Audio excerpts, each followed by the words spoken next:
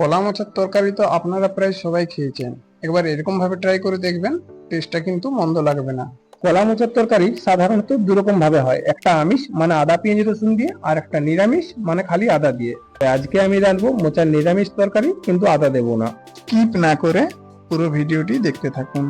By the way, আমি অভিজিৎ, আপনারা দেখছেন ইন্ডিয়ান কিচেন রুম। তাহলে আর দেরি কেন, ভিডিওটি শুরু করা যাক। সবার আগে আমি উপকরণগুলি দেখিয়ে দিচ্ছি বন্ধুরা। এই দেখুন, আমি বাজার থেকে একটি কলা মোচা কিনে নিয়ে এসেছি। তার সঙ্গে 3টি মিডিয়াম সাইজের আলু রয়েছে, 4টি গোটা লঙ্কা, 20 গ্রামের মতো কিশমিশ, 20 গ্রামের মতো চীনাবাদাম, 3টি তেজপাতা, আর দেশি ঘি, হলুদ গুঁড়ো, লঙ্কার গুঁড়ো, জিরের গুঁড়ো, ধনের গুঁড়ো, 5 ফোড়ন, আর তার সাথে লবণ আর সানরাইজ গরম মশলা। ততক্ষণে আমি এই কলা মোচার খোলাগুলো এরকম করে এক এক করে ছাড়িয়ে নেব। এই দেখুন, খোলাগুলো খুব ইজিলি ভাবে ছেড়ে যাচ্ছে। এবার ফুলটাকে আমি ছাড়িয়ে নেব। আর এই দেখুন, ফুলের গোড়ার দিকে এরকম একটি পাপড়ির মতো অংশ থাকে, আর ভেতরে এরকম লম্বা একটা কাঠির মতো অংশ থাকে। এই দুটোকে কিন্তু অবশ্যই ফেলে দিতে হবে, এই দুটো মিশে গেলে তরকারিটা তেতো হয়ে যাবে। এই দেখুন, আর এই ফুলগুলো ছাড়াতে হলে হাতে বেশ খানিকটা সময় নিতে হবে। এই দেখুন, ফুলগুলো আমার ছাড়ানো হয়ে গেছে। এবার এই ফুলটাকে আমি এরকম করে কেটে নেব। এরপর এই কেটে রাখা ফুলটা আমি একটি পাত্রের মধ্যে পরিষ্কার জল দিয়ে ধুয়ে নিচ্ছি। এই দেখুন, ফুলটা ধুয়ে পরে আমি একটি প্লেটের মধ্যে উঠিয়ে রেখেছি।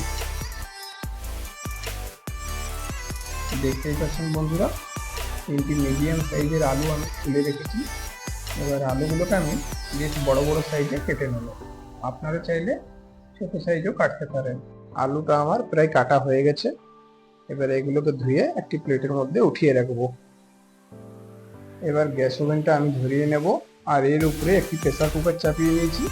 আর এই কুকারটার মধ্যে পরিমাণ মতো জল দিয়ে, আর এই ছোট চামচটার 1 চামচ হলুদ গুঁড়ো আর 2 চামচ লবণ দিয়ে কলা মোচাটা আমি সেদ্ধ করে নেব।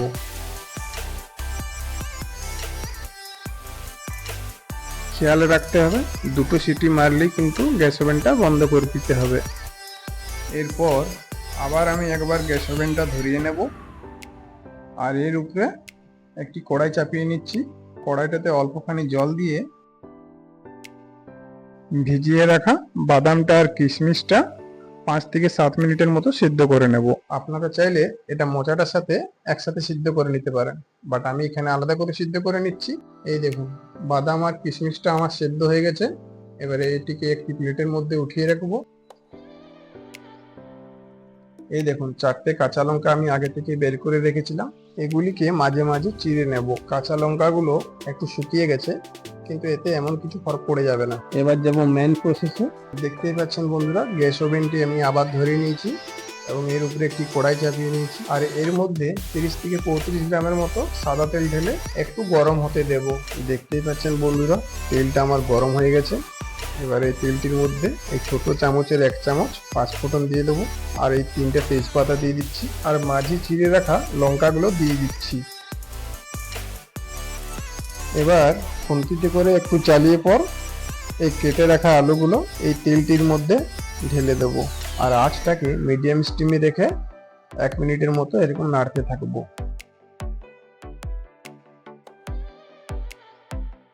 এবার এই আলুটার মধ্যে আমি 1.5 চামচের মতো লবণ অ্যাড করে দিচ্ছি।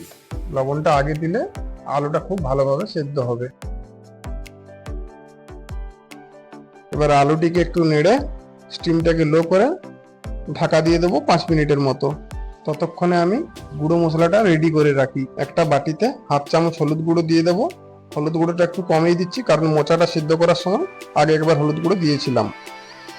1 চামচ লঙ্কার গুঁড়ো, আর 1 চামচ জিরে গুঁড়ো, আর 1 চামচ ধনের গুঁড়ো দিয়ে দেবো। এবার এই মশলাগুলোকে একটু জল দিয়ে ভালো করে মিশিয়ে নেব।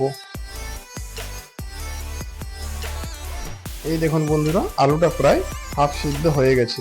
এবার বাটিতে গুলে রাখা মশলাটি এই আলুটার মধ্যে অ্যাড করে দেব, দিয়ে 1 মিনিটের মতো এই মশলাটাকে আলুর সাথে ভাজতে থাকবো।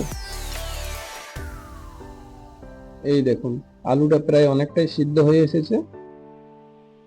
এবার সিদ্ধ করে রাখা বাদামটার কিশমিশটা এই আলুটার মধ্যে অ্যাড করে দেবো, আর সিদ্ধ করে রাখা কলা মোচাটাও দিয়ে দেবো, দিয়ে খানিকক্ষণ এরকম নাড়তে থাকবো। এবার স্টিমটাকে লো করে 3 থেকে 4 মিনিটের জন্য ঢাকা দিয়ে দেবো। দেখতেই পাচ্ছেন বন্ধুরা, তরকারিটা প্রায় রেডি হয়ে গেছে। এবারে এটার মধ্যে অল্পখানি টমেটো সস অ্যাড করে দেবো। এরপর এটার মধ্যে 10 গ্রামের মতো দেশি ঘি অ্যাড করে দেবো, আর একটুখানি গরম মশলা দিয়ে আরো 1 মিনিট চালিয়ে নিচ্ছি। দেখতেই পাচ্ছেন বন্ধুরা, ফাইনালি মোচার তরকারিটা রেডি হয়ে গেছে। আর এই ডিশটা 4 থেকে 5 জন ভাতের সাথে কিংবা রুটির সাথে খুব ভালোভাবে খেতে পারবে। আর এই রেসিপিটি যদি পছন্দ হয়ে থাকে তাহলে প্লিজ সাবস্ক্রাইব করে দেবেন চ্যানেলটিকে। ততক্ষণের জন্য বাই বন্ধুরা, ফিরে আসছি পরবর্তী ভিডিওতে নতুন একটি রেসিপি নিয়ে। ভালো থাকবেন, সুস্থ থাকবেন, পরিবারের সাথে থাকবেন।